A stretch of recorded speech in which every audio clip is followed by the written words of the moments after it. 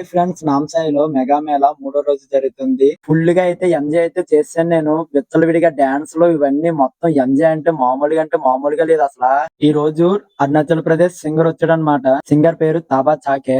ఎంత బాగా పాడాడంటే ముసలోళ్ళు కూడా లేచి డాన్స్ లో విచ్చలవిడిగా వేసారు. నిన్నైతే మాత్రం మామూలుగా లేదు. ఇలాంటి కాన్సెప్ట్ లైఫ్ లో ఫస్ట్ టైం చూడడం నేను. ఎలాగున్నదో పెట్టలేకపోయిన తీయడం అయితే తీసిండే గాని ప్రోగ్రామ్ అయితే దొల్లగొట్టేసాడు. మామూలుగా లేదు. స్టెప్లు అయితే మా కుర్రోడు కూడా పోల్లాగా నిగనిగలాడిపోతున్నాడు. ఓ పక్క ప్రోగ్రామ్ నుంచి వెళ్ళాలని లేదు, ఒక పక్క ఆకలేసేస్తుంది. సరే ఆకలిదేముందిలే అని చెప్పి వదిలేసి ఏదో పూనకంలో డాన్స్ చేసినట్టు అయితే చేశాను నేనైతే. ఆ సింగర్ కూడా ఎంత బాగా పాడాడంటే చూసారు కదా, ఆడు లోపల నుంచి తీసుకొచ్చి మరీ పాడేస్తాను. నా పక్కన ఉన్న వాళ్ళు చూడండి, వాళ్ళు కూడా ఇంక ఎగిరేస్తున్నారు ఇంకా డాన్స్లు అయితే.